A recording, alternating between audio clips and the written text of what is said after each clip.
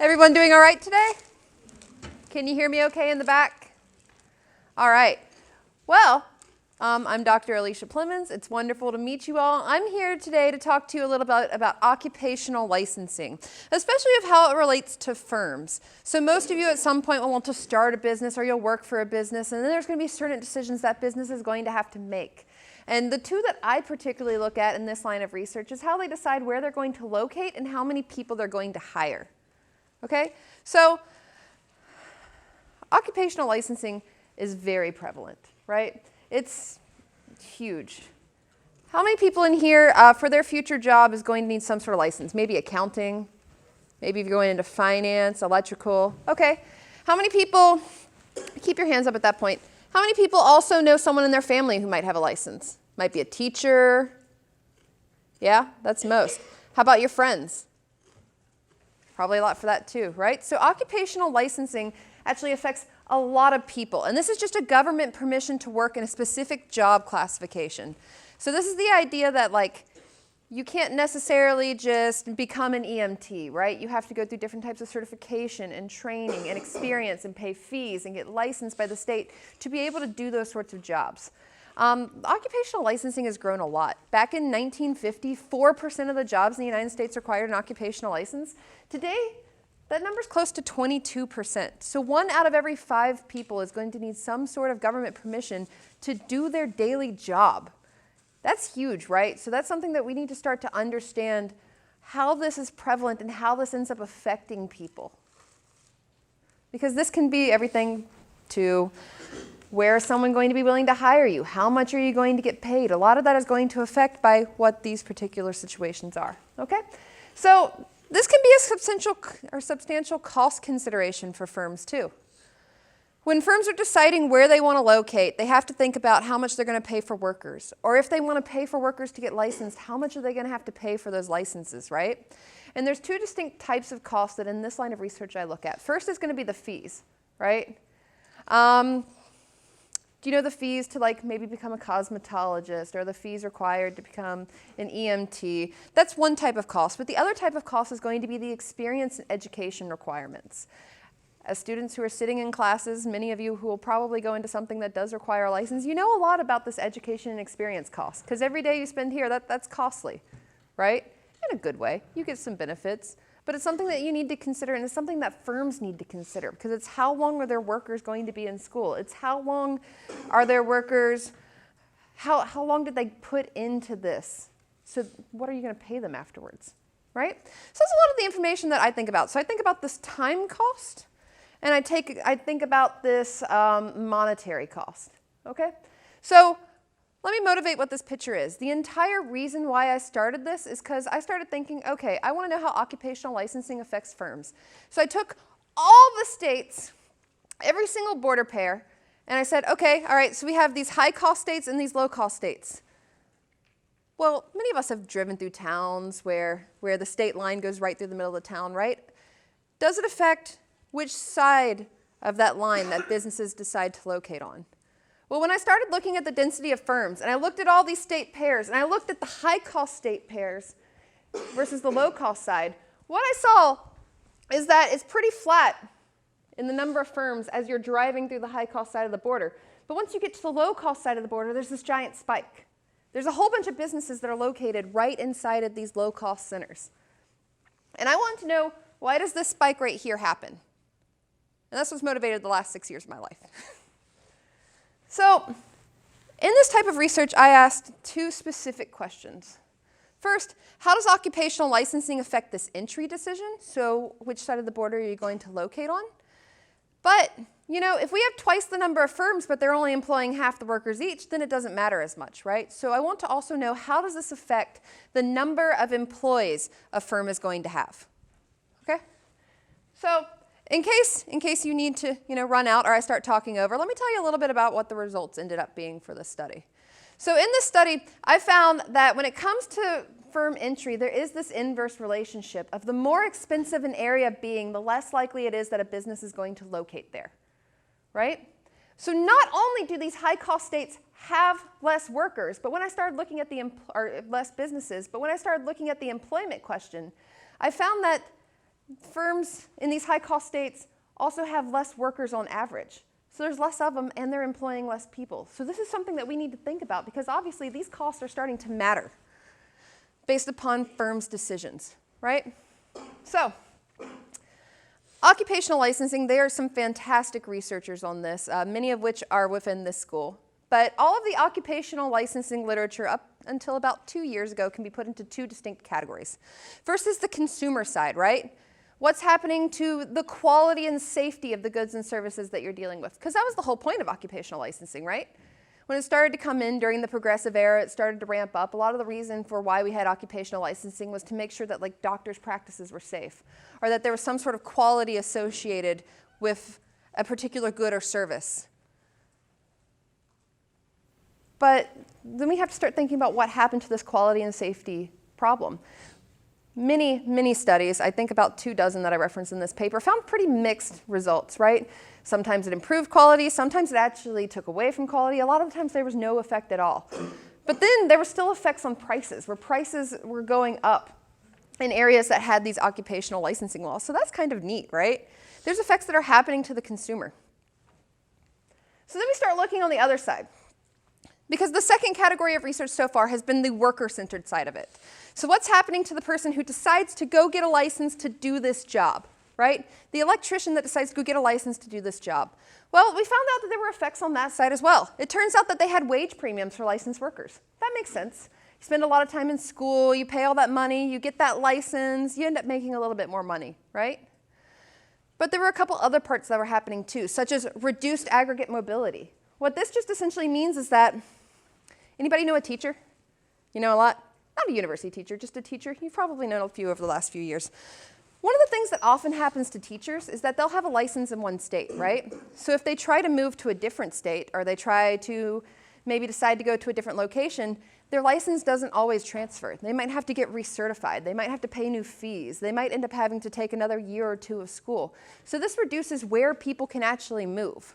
And it means that they're not necessarily able to go to the places they want to go or the places that they need to go, right? So we had this reduced aggregate mobility on the worker side. We also found that there was a failure to reduce the wage dispersion. This just means that the payment differences weren't exactly the same in terms of wages as what they thought they were going to be, right? It turned out rich people kept being rich, poor people kept being poor, and occupational licensing wasn't always reducing this by the amount that we thought there was going to be based upon different like socioeconomic statuses or racial statuses, so on and so forth. Okay, so in this data I used two kind of cool data sets, right? And this might be interesting for someone that wants to get involved with research in the future, or you might want to know what's happening in your independent state. The first is going to be the License to Work database.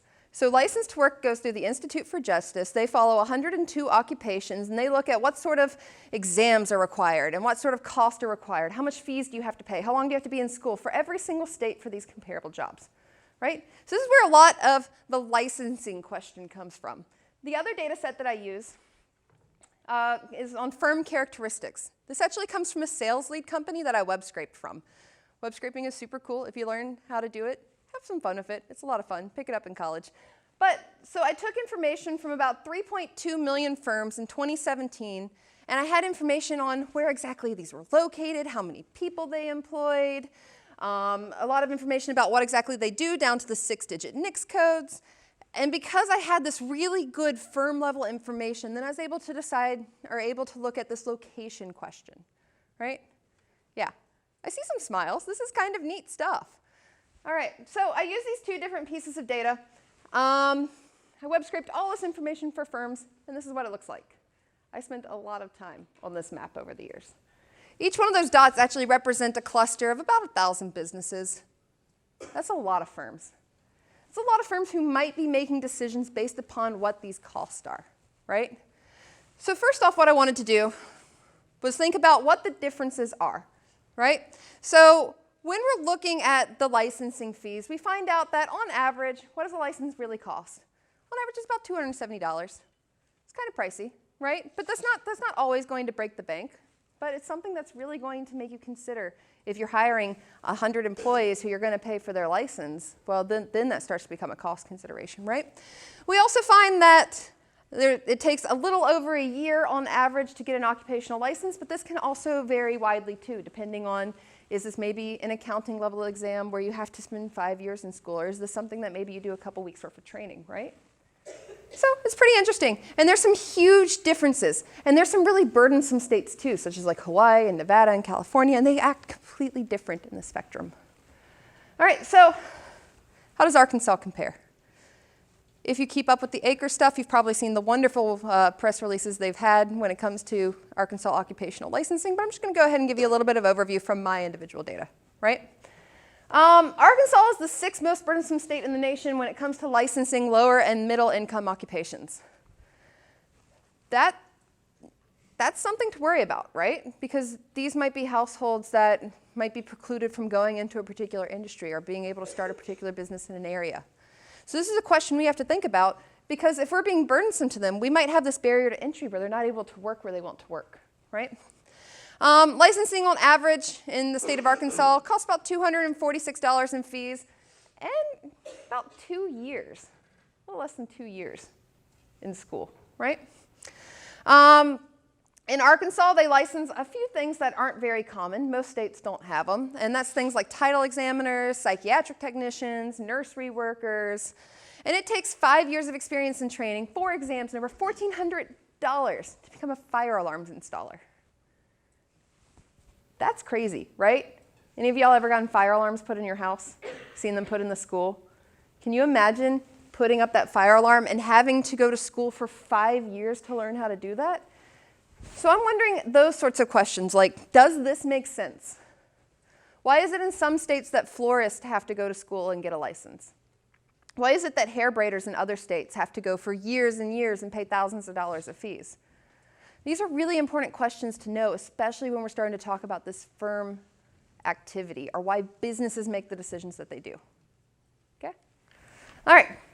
So we saw what the averages were for each state. But then you have to think, well, are there really differences in between states that are located right next to each other? My whole hypothesis is based off the idea that you might have one state located right next to another state, and these could be different, and that's what's causing the differences of why people might move. So we need to know what the average difference in between states are. If we look at these state pairs, 2 states located right next to each other, on average, they differ by about $91 in their occupational licensing fees. Okay. That's almost $100. That is kind of a sizable difference, okay? They also can differ by almost half a year in their schooling requirements. As someone who, has considered taking extra semesters before, and some people in here that might have considered, do I want to stay for another semester? Do I want to go? What decisions do I want to make? That's a big difference. That's time, and that's cost, and that's a lot of consideration for firms, especially when they start looking at workers, but also individuals when they start figuring out what they want to do, right? So how does occupational licensing influence firm entry decisions? I want to know how likely they are to be on one side of the border. So what I ended up doing was a logistical regression. Don't worry, I'm not going to require you to know math, right? But I am going to talk about it. So what a logistical regression does is it's just looking at how likely it is that you went to one side or the other, or that you are appearing in one side or the other. So if I take 2 borders together, how likely is it that you went to Arkansas as opposed to every other state that touches Arkansas, right? So what this looks like is just trying to figure out why does this hump happen? Back to the original motivating picture, because we have to stay grounded, right? We're wondering why this happens. So we start looking at the likelihood that if I was looking at a firm, they're on one side or the other, right? This is just an estimate that shows that, yes, this is kind of a significant difference. Don't worry, we're not actually going to need to know that. But in these decisions, we need to know if people are manipulating around this state border. It turns out that there is some math to show that they are making purposeful decisions on what side they're going to, or what selection that they're making, right? So how did I do this? You know that web scrape data I mentioned earlier? Okay, well, I started thinking about those towns where the border might be going right through it. So then I started looking at the firms that are just located within a couple kilometers of the border. Here's just an example that looks like a close-up. So I look at about 10 kilometers on either side of the border, because those are the people that probably have a low cost, right? If you live a couple miles to the border and you know that it's way cheaper for you to start a business a couple miles away over the border, are you more likely to do it? Yeah, maybe. So this is kind of what I was considering. So I looked at this subset of firms. And with the subset of firms, I just looked at how likely it is that they elected onto one side of the border versus the other, right? With this likelihood information for all the firms located within, I did it for 1 kilometer, 5 kilometers, 10 kilometers of the state border, we had this hypothesis that firms agglomerate into low-cost areas. This just means that we had an idea that there's going to be a lot of people electing to go to the cheaper side of the state, right? There are people that are going to make that active decision to drive over. You don't need to know all of this, but I looked at this cross differences in what these costs were over state lines. I'm going to drop it down to just the important numbers. The cross difference in days lost, so this just means the cross difference in how much is it costing me to be on that side of the border, and then looking at the difference in those fees. What it turns out is that you see the negatives on those first 2 rows? Actually, the negatives on all the rows. What those show is just that firms are less likely to go somewhere that's more expensive to their neighbor. So if I'm way more expensive than the state next door, people are going to be less likely to locate there, right? It's kind of neat. I think it's kind of neat. And then I was wondering if this is true for all industries. Is this something that's just happening in services? Is this just restaurants? Is this just transportation? How do we break it down? When I broke it down by industry, it turns out it's also this negative relationship. It doesn't really matter what industry we're talking about. It turns out firms don't like going to expensive places, right? So there's evidence of just purposeful manipulation. That hump exists, right? And people are making those decisions.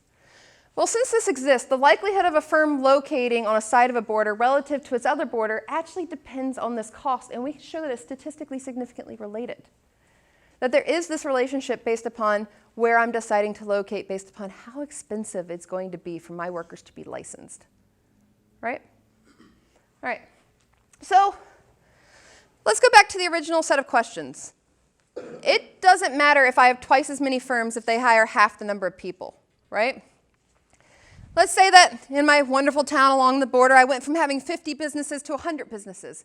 Well, this might be great, but if those 100 businesses have half the employees each, why do I care about it? The same number of people are employed. And we're caring about what this unemployment or employment effects look like on the grand scheme, yeah? So then we need to start thinking about the employment-related question.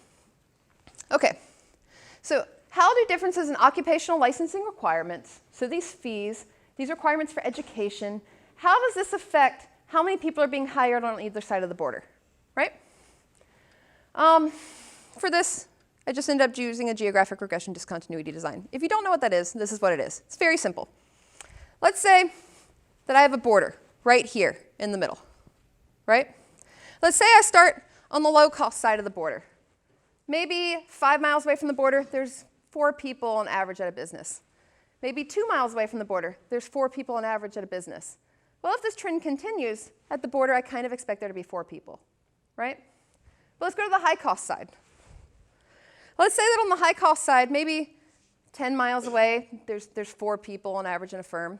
Maybe 2 miles away, there's 1 person on average at a firm, maybe 2. I would think that this would go downwards. I don't think that these have the same employment averages on either side of the border as I'm starting to get closer and closer. Does that make sense so far? Okay, lots of nods. I feel confident. You seem like a very smart group of people. So the other thing I did was I started looking at licensed versus unlicensed companies that are similar. Anybody ever take an Uber? Is there Uber here? Probably. Yeah, I'm taking my fair share of Ubers. Okay, Ubers tend to not need licenses in most states, but taxi drivers do. I started comparing a lot of situations where we took these unlicensed firms and very similar licensed firms that have the same job in the community, and then I compared what's really happening at these borders too. So let's talk about that. All right. For this geographic regression discontinuity design, that's just the real special part of, as I'm approaching the border, how many people do I expect to be there? It turns out it's not the same in the high-cost states versus the low-cost states. I have a pretty picture, right? We notice that it's pretty flat on one side, but that we see that same hump emerging. Now, this isn't the density of firms. This isn't how many firms that there are there. This is the other question. This is how many people do they have on average. So not only did we see that hump exist when we had the number of firms, but this also happens for the number of employees they have on average. Add some curvature to it too. See if we can make it a little bit more specific, right? But what this is saying, what this picture is showing you is that not only do these low-cost states have more workers, right?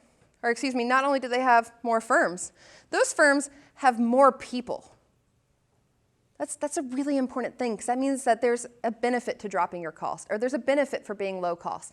Not only are you going to be attracting businesses to your area, and as people who might want to have businesses one day, you might be more likely to go to these low-cost places, but those places hire more people too, and that's pretty cool, right? So it turns out that on average, these high-cost states have about 2.3 employees less on average than the relative low-cost state, right? That means that these high-cost areas are getting a hit of about 2.3 workers on average on their payroll. That's a lot of cash registers, right? Or that's a lot of like financial management that could be done. Or that's a lot of houses that could be served by 2.3 electricians. That's actually a sizable number because that matters because that means people aren't getting employed, but there's also not the people there to be able to service those goods and services or to perform those goods and services, right? So basically looking at this running variable, we find out that they do have 2.3 employees less on average. That's pretty cool. But I need to know if this is the same for licensed versus unlicensed firms. This is kind of the fun one. I like this one. So let's talk about 6 different groupings I did. So we had the first one, group number 1, Uber versus taxi, right? Taxis are licensed.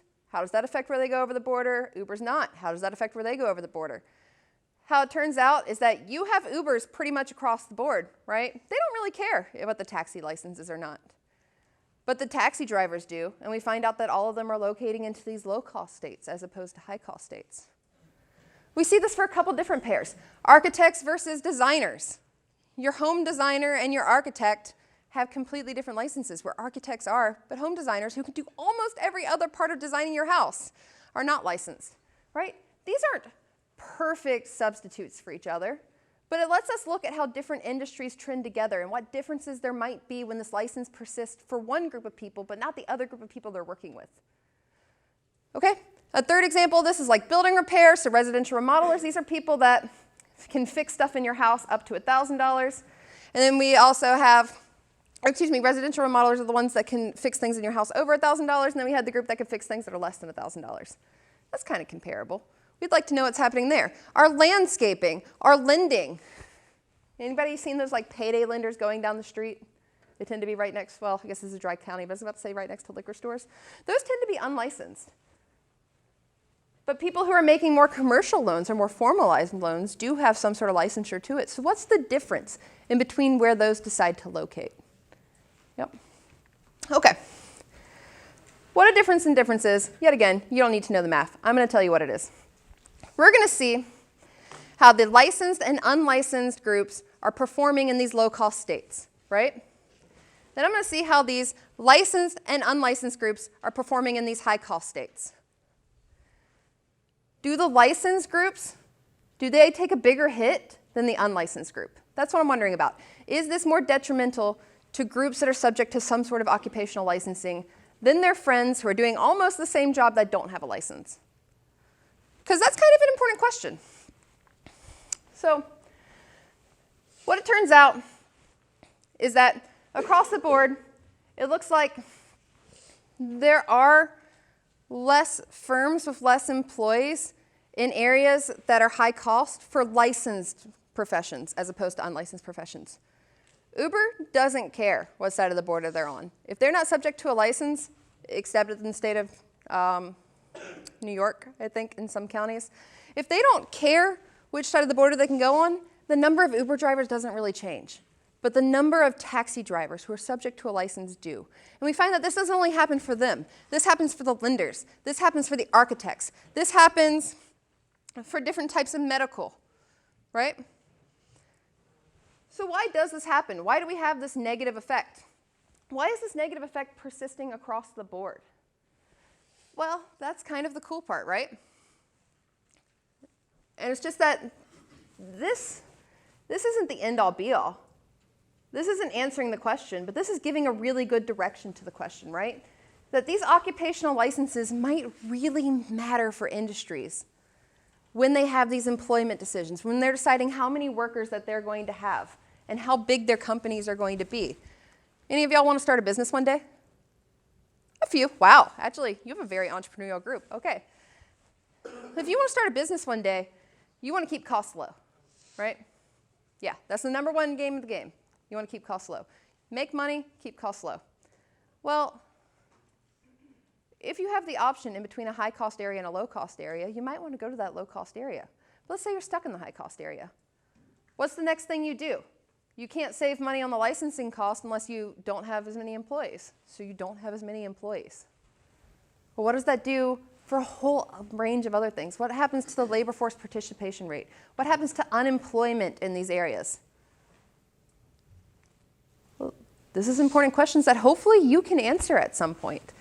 Because I'm giving you the foundation, but if you ever wanted to do research and just take these topics further and answer the next step of the questions, like some of the fellows we have here, that's something that you can do, and it's neat, and you can make change in policy in the real world, right? So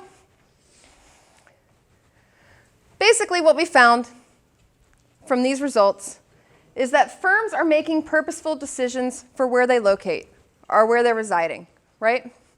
And then it turns out that they prefer to go to low-cost areas relative to high-cost areas. That makes a lot of sense. But not only are we finding that these high-cost areas have less jobs or have less firms, they have less employment. There's less jobs. There's less people that are being employed by these firms that are subject to an occupational license. And this really matters, and is neat. Okay, so I'm not going to bore you with just hours and hours of math, but I tried this a million different ways. I tried these under different stress tests, and I tried these under different sort of thinking about how do we think about a border, what do we do at different points, how do we factor in a river going through a border, like the Mississippi River, right? And no matter what test I tried, I still find these same results over and over, and these are meant to serve as some sort of introduction, right? To how occupational licensing is affecting firms. We understood the consumer part of the problem, what's happening to quality and what's happening to prices, especially with different groups, right? And in different industries. What happens if I put in a license to the amount that your manicure is going to cost? We have that information, okay? But then we also had the idea of what's happening to laborers. Are you going to go into this industry? How much are you going to get paid? How does getting this license really affect what your paycheck is at the end of the day? This is the third piece of the puzzle. And it's where are the jobs going? Where are the firms going? How are they going to hire? Where are the jobs going to be for people? Because it doesn't matter if you have a license if there's no one there to hire you, right? Or if you start a business, it doesn't matter if you want to go into this industry if it's too expensive for you to go into this industry. Okay? So this is meant to serve as kind of just an introduction. And these have important implications for state policymakers. Have any of y'all ever thought about government? Government work? Not that many. Well, sometimes it's kind of interesting, right? It turns out a lot of economists end up going into government to work on some of these state policy-related issues. Especially in Arkansas, you're working with a wonderful center right here that gets to work with these people a lot and give their input or give their ideas. For state policymakers, if I were to say anything, I would recommend that you need to consider adjacent states when you're forming your policy. When I say, okay, it's going to take 2 years and $500 to be a manicurist, well, it's going to matter if the state next door charges $1,000 or if the other state has 4 years of training, right? You need to consider those adjacent states when you're setting your policy because it might be that people aren't going to come to your state. Or if you set them low enough, it might be that you might get some of those people who wouldn't otherwise have entered the market in these adjoining states because it was too costly for them to do. So this is a policy that we really need to think about. We also need to think about other things such as reciprocity. Reciprocity is just back to the teacher example. You know how sometimes teachers, they might work in an area, but they can't necessarily go work in another state? Their mobility is limited. What happens if we instead make laws where they can take their Arkansas license to Illinois or their Illinois license to Arkansas, or we start to have these reciprocity-related issues, right?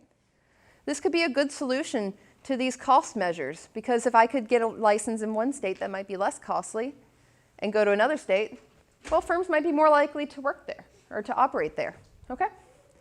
So small changes in these occupational licensing laws. Yeah, it brings in money to the state when they set a law, right? But that's just how much money they're making in revenue off this license. We also have to think about what's happening to taxes, right?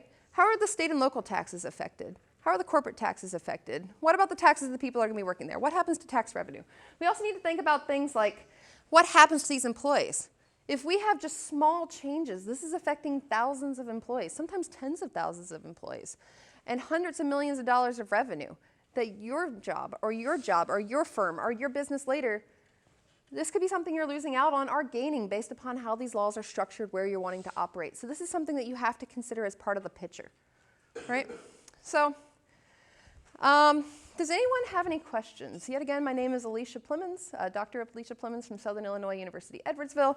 I have a whole bunch of contact information. Feel free to follow me on Twitter and just ask me random questions about occupational licensing. I answer. But does anyone have any questions about like what happens in this world?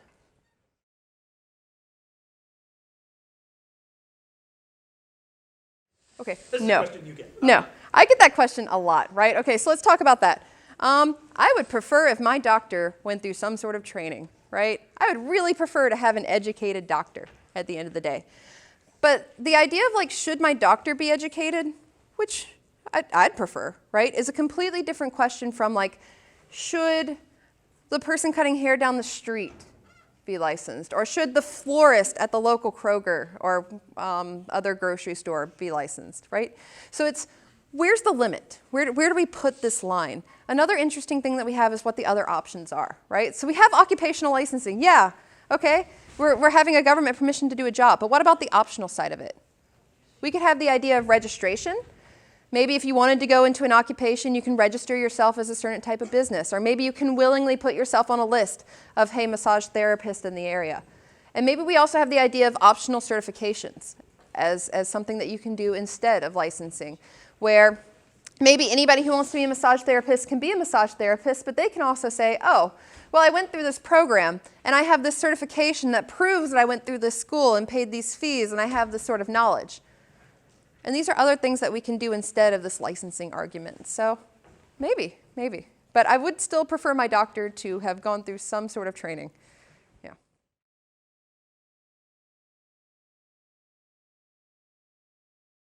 So that's a big question to answer, right? Like, what happens, A, in the policy as it is it that everybody's going to low-cost state and there's not enough jobs there for everybody and that's hurting everybody else? But then what is the long-run perspective? If we do change it so that maybe we have more of a level playing field or maybe we have lower cost and people can go in between states, well, that means that that one state who originally had the low cost, they might lose some of those firms that would like to be somewhere else.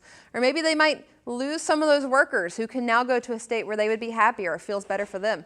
So this all is kind of a cyclical thing. And that's the next question, because we don't see changes in these policies very often. So that's one piece of research we need to do that looks at, okay, if we do change these laws, how long is it going to be till we find a new equilibrium? How long is it going to be till we figure out where firms would ideally like to be and what other things are driving them, right? So there's good, there's bad, but really it comes down to what's best for people, and that's a bigger question.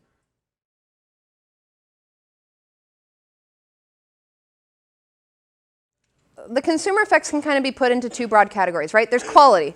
And the quality differences, there's some industry, it's very industry specific, and some we see, yeah, it might be better off, maybe it doesn't make much of a difference, maybe it's actually detrimental. A good example of this is what IJ did, where they took florists in, I think, Louisiana and Texas, one of which is licensed and one of which is not. And then they took these bundles of roses and showed them to people. And it turns out everybody liked the unlicensed florist way better than the licensed florist, right? So we have these sort of quality effects that we have to think about. But then the other thing that's happening to consumers is what happens to prices, right? It might be that, yeah, there's really expensive licenses, which means maybe in the case of florists, and this isn't necessarily what any license level for florist is, but let's say that a florist did have to go to 4 years of an undergrad degree and they had to get a license and they had to pay thousands of dollars. Well, that bouquet of flowers is not going to be the $20 for a bouquet of roses, right? It's going to be much more expensive. And we see these price increases that happen respectively to what the occupational licensing costs are for what people are having to pay in or what they're having to pay their workers in wage premiums. We see this rise in prices as well in these areas.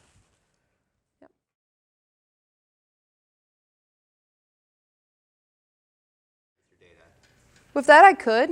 I would prefer to have time level effects. So right now I'm looking at 2017, and this is something that I'm going to think about over time. But it's very state by state specific. So we're able to find out on one border if a state relative to the next state drops by $100, or if one state next to the next state reduce the number of classes by a semester's worth. Well, then they might have a 4 or 5% increase in the number of businesses there, and then they might have these larger employees on average. But it is different by each border. Yeah, because as far as the policy side of it, policymakers love to hear, oh, if we do this, we're going to add 10,000 jobs, right? So if you can do that, I think that might be a really good direction to go. If I ever come back, if I ever see any of y'all again, I can do the estimates for Arkansas and find out how much changes in Arkansas would be on their amount of jobs. Yeah, that might be fun to see, especially because since Arkansas is so burdensome, it might be the case that if they do reduce some of these individual fees, or if they do reduce some of the additional education and experience training, that you could get way more jobs, which means a lot more hired workers too, right? It could increase jobs by tens of thousands. So it's a number that I'd be happy to tell you. I got to figure it out first, though.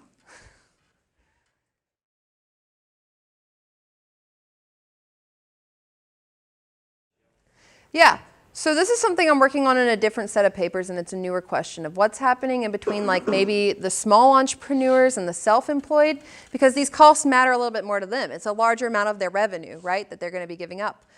But if you have a very specialized business, maybe a larger firm, maybe you have a Walmart, or maybe you have a really big tech company where the fees aren't really all that much compared to the massive amount of money that you could be making.